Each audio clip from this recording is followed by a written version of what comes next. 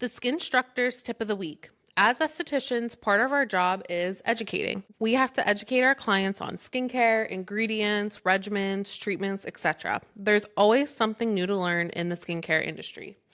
As we gain more education and new ingredients, products, and studies emerge, it's normal to evolve your perspective. Perhaps you used to think a certain way about an ingredient, and now you've learned that it's actually better to use it in a different formulation. Or maybe you told a client to use a product in a certain way, and then since then, you've learned a more effective technique with it. The mark of a true esthetician isn't being perfect, it's being teachable. Your clients will respect your honesty and humility. It shows that you're dedicated to staying current in your field. So don't be embarrassed to correct yourself, own it, and show your clients what you've learned. It not only makes you a better esthetician, but also makes you more relatable and trustworthy. Well, Jolie, if that isn't some foreshadowing, I don't know what. I know. Wow. All right. Well, welcome back to the Skinstructors. I'm Morgan. And I'm Jolie. Thank you so much for tuning in today. Jolie and I had the opportunity to attend the Science of Skin Summit in Austin, Texas for the third year in a row, thanks to Boss Gal Beauty Bar. This is one of our favorite conferences we attend because it's packed with so much education. Yes, absolutely. I mean, our days are long there. It's back-to-back sessions, and they are just loaded up with great information. Morgan and I are pretty tired after a day of it, but just kind of decompress everything that we learned. Yeah, and we're excited to dive in and talk about some of our key takeaways from this year's summit. We've been processing it for the last couple of weeks, and we're finally ready. And, some of what we learned is eye-opening. Yeah, absolutely. I think one of the sessions we took the most away from was the photo protection update. The speaker, Dr. Steve Wang, debunked some myths that are often talked about in the aesthetics world, including things that Morgan and I have used in the past that we were under the impression were a fact. Absolutely. Yep. Super excited to debunk those. I think it's a good point to point out that these are common myths that are taught and talked about in the skincare and aesthetics world. But now that there's new research, more information out there about these topics, we're here to correct it. Starting with physical sunscreens reflecting UV rays and chemical sunscreen absorbs UV rays. Hold on to your britches, ladies. Yes. So this is something we've talked about in the past in our sunscreen episode. Physical sunscreen reflects the UV rays, so it bounces off of it, and the chemical sunscreen absorbs those UV rays. So that is partially true, we learned. Yeah, and like you said, while it's partially true, chemical sunscreen absorbs UV rays. It's been debunked that physical SPF does not reflect the rays, but they also absorb it. Yeah.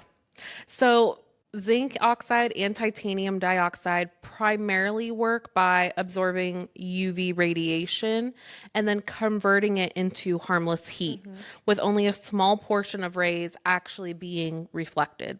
So the main difference is that physical sunscreens form a barrier on the skin surface, while chemical sunscreens create a chemical reaction beneath the surface. So, long story short, don't choose a sunscreen based on its ability to reflect or absorb. That's a myth here. So instead, consider your skin type. That's way more important. So physical sunscreens are often going to be better for those sensitive or acne-prone skin, while your chemical sunscreens are going to be more cosmetically elegant and easier to apply without a white cast. Yeah, absolutely. Okay, so diving into myth number 2. That's my favorite. SPF 30 is good enough, and anything higher is just a marketing gimmick. Oof. Yeah. Oof. Yeah. Been there, done that. Yeah, we've talked about it quite a bit. Well, okay, so the common belief here is that SPF 30 is going to block the 97% of UVB rays, and that SPF 60 only blocks 98%. So why would I need an SPF 60 when that difference just seems... It's 1%. It's 1%. 1-2% difference, yeah. So Julie, why would I need that extra SPF? Yeah. Well, the protection isn't just about the percentage of UVs being blocked, but it's about the percentage of total transmission of the UV rays to the skin. So, for example, an SPF of 30 filter lets through about 3.3% of the UV rays, while an SPF of 60 filter lets through only 1.7%. So this might seem small, but over a full day of sun exposure, the difference in total UV reaching the skin is significant. So there's actually 194% difference in the total transmission to the skin versus blockage. Yeah, that's pretty major. That's not the 1% difference that I was so concerned with. I know. Now right? I'm way more concerned with this 194% difference. I know. So it makes sense of why so many brands are making a 60, a 75 SPF.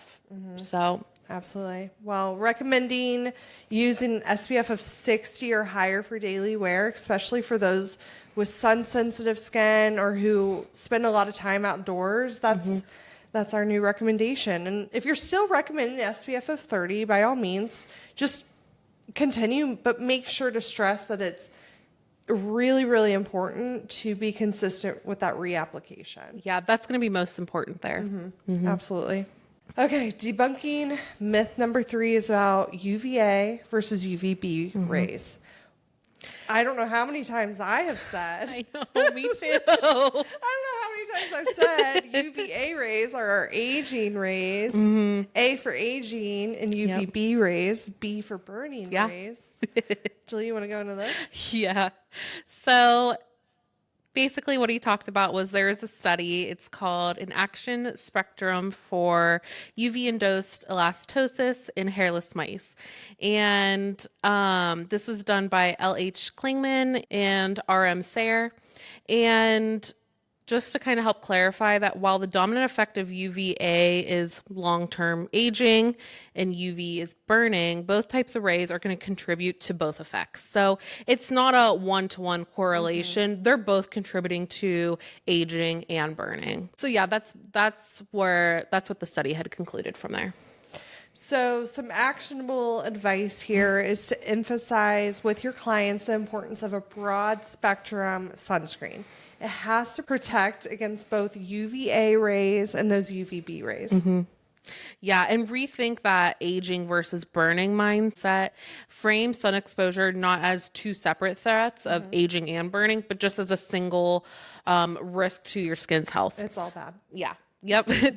Think of all the UV exposure as a dose of damage that adds up over time in your lifetime. This holistic perspective encourages consistent daily protection, not only just when you're worried about getting a sunburn. All right, so those are the 3 myths that we wanted to debunk today. We did have some really cool takeaways too. Yeah. While we're still going through all of our PowerPoint slides and processing, we're likely going to be referencing this summit over the next few months, so stay tuned for that. But I would say one of my favorite takeaways here, I think I might be a bubble lover. I know, I am too. And for reference, I went into the summit very skeptical about them being there. I was just very surprised that they were going to be there. Yeah. Because truly I hadn't heard about bubble very much until the last year, probably the last year or so.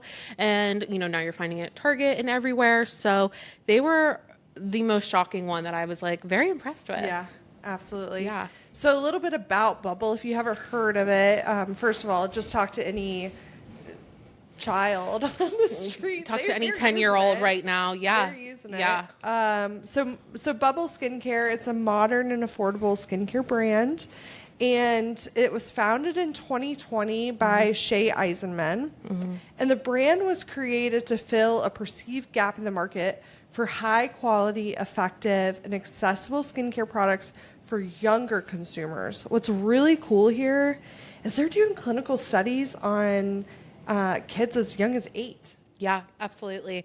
I know that was our big thing that we took away from that. So The brand's focusing on gentle, barrier supporting formulas that are vegan, cruelty free.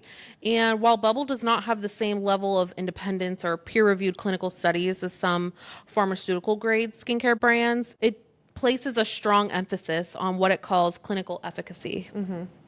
Yeah, and their products are developed with the guidance of a board of dermatologists who consult on what ingredients they use, the formulas, safety testing, and then what they do is they conduct real world testing with its community. So they have a group of people who are just Bubble fans, and these people use the products over a period of time, and they provide really valuable feedback on their results. Yeah, hearing her talk about it was really awesome. Yeah. And I don't know, it just definitely opened my eyes up to that brand. I know, especially when I was still providing full time, is I would get questions all the time from my clients of what can I put my child on? Like, what can I start having them use? I want them to get into, specifically, I used to get a lot of, I want to get my child into the habit of The cleansing and routine. moisturizing. Yeah. So that way it's just something that they carry with them into adulthood. Like,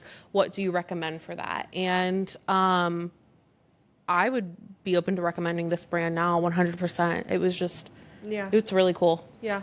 I will say, I think that, I don't know how many SKUs they have, but I will say, I'm not going to send my child in to Ulta and say, yeah, go ham, get everything you want from this line, because I do still firmly believe that kids should only be using cleanser, moisturizer, sunscreen. I agree. And until they're starting to have other issues, maybe acne, that's all they need. And I'm still a firm believer of that. And you know, we talked about it in our episode about teen skincare, and I still stand very firm with that. Well, I totally agree. And I think that's a trend that you're seeing a lot now with kids and getting a lot of, dermatitis and things like that from just layering and layering and layering on skincare that their skin doesn't necessarily need right now. Yeah. Let's not put retinol on an 8-year-old. Not yet. No, absolutely not. They haven't started losing their collagen. Yeah, exactly. Another topic that there was a lot of emphasis about was skincare for menopause. Yeah, all stages of it. Basically, they had said that by the year of 2030, 1.3 billion women are going to be in some stage of menopause, which is a huge, huge number. And the demand for skincare for women in menopause is growing significantly. It's definitely lacking right now. It is. It absolutely is. A lot of the times once women start hitting that stage of perimenopause, they're starting to really notice a lot of changes in their skin that they have not experienced before. And most end up wanting to change their skincare regimen. Absolutely. Yeah, absolutely. Yeah. I know there's a really exciting new product coming out that we're not allowed to announce, but I think everyone's going to just be so excited when this is officially released. Yeah, I'm so excited Early for October, it. is that right? Yeah. Okay. Yeah, first week of October, I'm pretty sure. I know. I'm so excited about it. I know Boss Gal already ordered it. Yes, we did. Yeah. Come on in. Well, I'm excited about this product. I felt it. It's lovely. I'm not officially in perimenopause, but maybe I want to use this product already. Absolutely. I'm your ready. skin there. Yeah, Why not? Let's get a prep together, I right? agree. Yeah. I love it. All right. Well, we want to know, what other skincare myths do you want us to debunk next? Let us know on our social medias. DM us. We love getting DMs from you guys and just questions that we receive. So please do that. Absolutely. And thank you so much for listening to today's episode. Stay tuned for future episodes. We did meet with some really amazing vendors at Science of Skin Summit. And next week, we are going to be talking to the CEO of a very well-known brand. I'm really excited about it. Super excited. So be sure to follow us on Instagram at SD Training. Don't forget to subscribe, rate, and review the podcast. It really helps us reach more estheticians who need some support. Yeah, absolutely. Definitely tune into next week's episode. We can't wait. And as always, don't hesitate to educate.